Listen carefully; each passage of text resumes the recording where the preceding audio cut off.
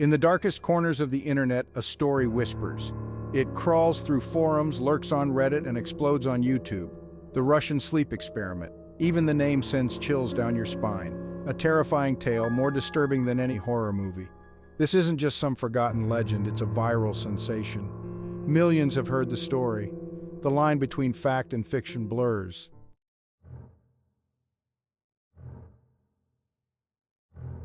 The story unfolds in the depths of the Cold War. The setting, a secret Soviet facility. 5 prisoners, deemed enemies of the state, are chosen as subjects. Their crime irrelevant, their fate sealed. They are promised freedom in exchange for their participation. The experiment seems simple enough. Keep the subjects awake for 15 days straight. A special gas, a stimulant, will be pumped into their sealed chamber. At first, everything goes as planned.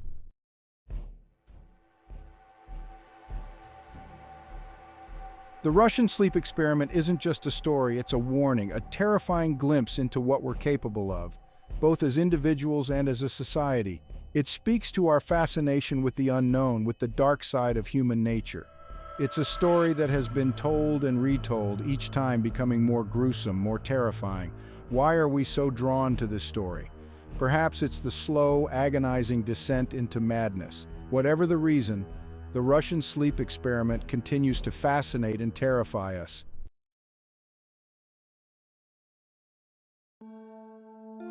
The subjects of this horrifying experiment weren't volunteers, they were prisoners, enemies of the state plucked from the gulags and offered a terrifying bargain: participate in a top-secret experiment and earn your freedom. 5 men, their past sins irrelevant in the face of this new horror, agreed. They didn't know, of course, that they were signing up for a fate far worse than imprisonment. These men, once hardened criminals, were now nothing more than lab rats.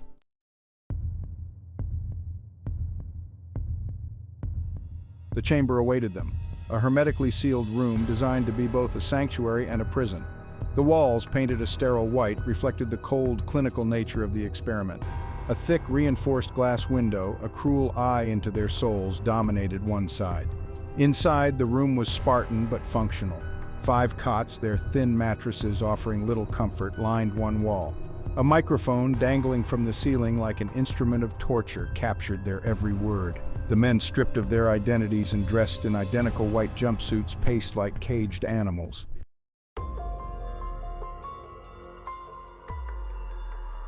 The first few days were uneventful. The stimulant, a cocktail of experimental gases designed to keep sleep at bay, flowed into the chamber. The men talked, sharing stories of their past lives. They played cards, the shuffling of the deck a rhythmic counterpoint to the steady hum of the ventilation system. The researchers observed every move, every interaction. The subject showed no signs of fatigue, no ill effects from the stimulant. The experiment was proceeding as planned.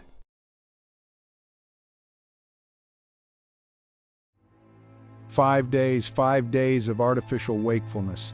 The stimulant had begun to weave its insidious magic.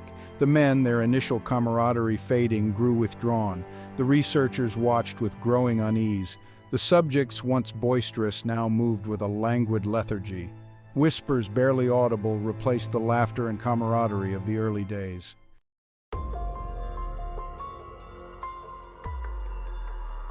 Ten days without sleep. The men in the chamber were no longer recognizable as human. Their faces, once full of life, were now gaunt and pale. The stimulant had become their tormentor. The men, their minds fractured by fatigue and paranoia, had turned on each other. The researchers watched in horror as the subjects devolved into primal versions of themselves.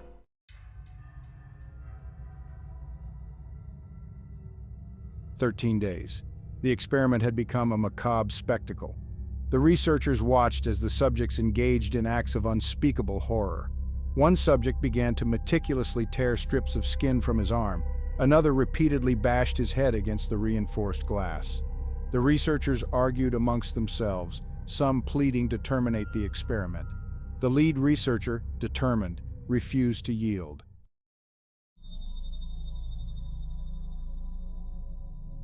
15 days. The final day of the experiment had arrived. The chamber now resembled a scene from a nightmare. Only 3 subjects remained alive, their bodies emaciated. One of the subjects, his body racked with tremors, slumped against the wall. He stared directly at the observation window. In a raspy voice, he spoke directly to the researchers. "We don't need to sleep anymore. We are awake now. We are you." The researchers, their faces ashen, stared back in silence.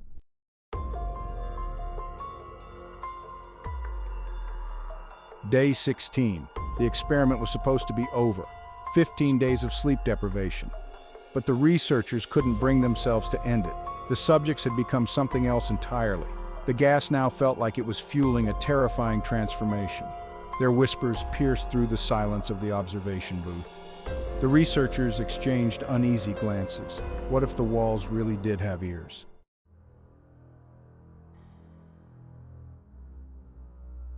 Day 19. The chamber was now a charnel house. The stench of sweat, urine, and decaying flesh permeated the air. The researchers watched as the subjects moved with a grotesque grace. One of the subjects stood in the center of the chamber, his back arched at an unnatural angle. He clawed at his throat, his eyes bulging, his mouth open in a silent scream. The researchers, their stomachs churning, watched in horrified fascination.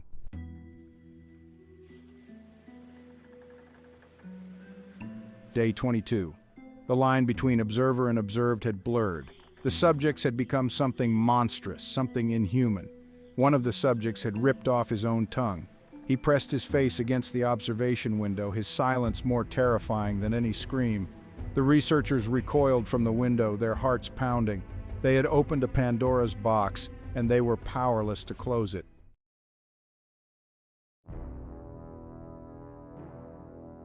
Day 25.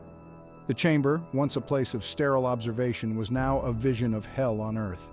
The air hung heavy with the stench of death and madness, the silence broken only by the subject's raspy breathing and the frantic whispers of the researchers. The few remaining researchers, their faces haggard, their eyes reflecting the horrors they had witnessed, huddled together in the observation booth, their whispered arguments a testament to their crumbling sanity.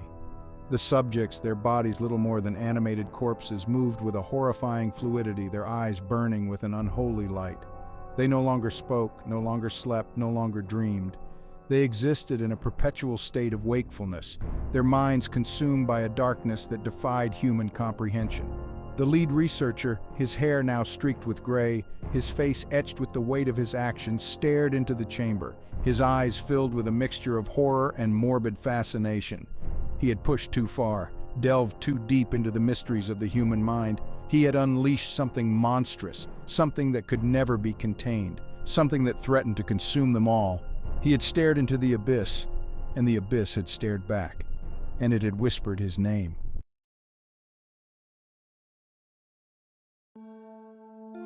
The experiment had ended, yet the effects lingered like shadows in a dark room. The chamber, once for scientific observation, had become a vault of horrors.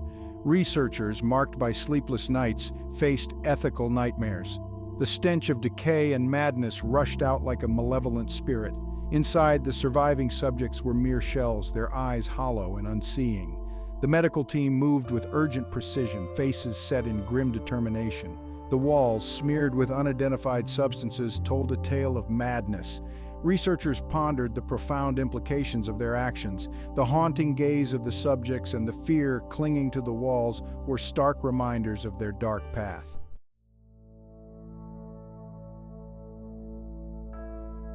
In the weeks that followed, the facility was abuzz with activity, but not of the scientific kind. Instead, it became the subject of intense scrutiny and ethical investigations. The researchers, once proud pioneers, now found themselves under the harsh spotlight of accountability. The world outside, having caught wind of the horrors, reacted with a mixture of outrage and disbelief. Journalists camped outside the facility, their cameras and microphones poised to capture the fallout. Ethical committees convened, their members grappling with the profound moral questions raised by the experiment. How had the safeguards of ethical science been so thoroughly bypassed? Who was responsible for the oversight?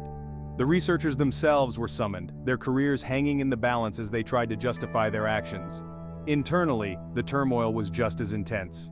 The researchers, grappling with their own guilt and trauma, participated in mandatory psychological counseling. The sessions were tense, filled with long silences and whispered confessions. They spoke of nightmares, of voices echoing in the dark, of eyes that watched them from the shadows. Their dreams of advancing human knowledge had turned into haunting specters that followed them in waking and sleeping hours. As the investigations drew on, the scientific community at large reflected on the implications of the experiment. Papers were written, not just on the findings, but on the ethical breaches, the psychological toll, and the haunting impact on all involved. The Russian sleep experiment had become a cautionary tale, a dark chapter in the annals of psychological research.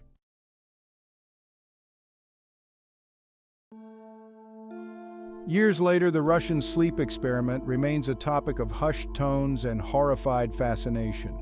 Documentaries and academic papers continue to analyze the events, each offering a different perspective but all agreeing on the haunting impact of the experiment. The subjects, those who survived, live in a state of perpetual medical and psychological care, their lives irrevocably altered. In the scientific community, the experiment has become a benchmark for ethical research, a reminder of the depths to which humanity can sink in the name of progress. Universities teach it in their ethics classes, using it as a grim example of how not to conduct research. The names of the researchers and subjects have been anonymized, but the lessons remain starkly vivid. The facility itself has been decommissioned, standing now as a dilapidated monument to human folly. Tours are sometimes conducted, led by those who know the story all too well. As they walk through the empty halls, the echoes of the past seem almost tangible. Visitors report a chilling atmosphere, a sense of being watched by unseen eyes. And so, the Russian sleep experiment lives on, not just as a memory, but as a ghostly presence in the world of scientific research. It serves as a somber reminder of the ethical boundaries that must never be crossed, and the human costs of curiosity without conscience. The whispers in the dark continue, a haunting lullaby of a nightmare that once was and must never be again.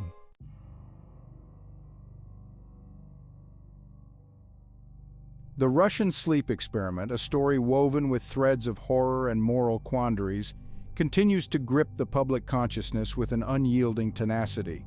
This narrative, residing somewhere between urban legend and cautionary tale, captivates a global audience, seducing them into its dark embrace. Its allure lies not just in the macabre details, but also in its profound reflection on human psychology and the extremes of scientific endeavor. The sheer extremity of the experiment's premise, forcing sleep deprivation to the brink of madness, challenges our understanding of human limits and scientific ethics. It taps into the primal fear of losing control over one's mind, making it a perfect storm of psychological horror and intrigue. This story, embellished and retold across various media, thrives on the ambiguity between myth and possible reality, a characteristic that further mystifies and attracts the curious. Moreover, the experiment's narrative structure, reminiscent of classic horror and tragedy, enhances its dramatic appeal. Each phase of the experiment, from the naive beginnings to the catastrophic end, follows a trajectory that is compellingly cinematic. This inherent drama ensures that the story lingers in the psyche of the audience, prompting discussions and debates about its veracity and implications. The global fascination also stems from the story's ability to act as a mirror, reflecting societal and individual anxieties about overreaching power structures and the ethical limits of scientific inquiry. In a world increasingly dominated by technological advances, the Russian sleep experiment resonates as a dark symbol of potential overreach, a cautionary tale of science without humanity. The enduring impact of the Russian sleep experiment story extends beyond horror, provoking reflection on human curiosity and ethical boundaries. It reminds us that the pursuit of knowledge without ethics can lead to grotesque consequences. Stringent ethical guidelines are necessary, especially in research involving human subjects. This chilling story sparks conversations about the responsibilities of scientists and institutions. It compels us to question the boundaries in our quest for understanding. In educational settings, it stimulates critical thinking about the moral dimensions of research. It challenges us to consider the implications of our work and the protection of participants. The story continues to inspire artistic and scholarly outputs, feeding into cultural discourse on ethics. From films and books to academic papers and debates, it wrestles with the darker aspects of human nature and scientific pursuit.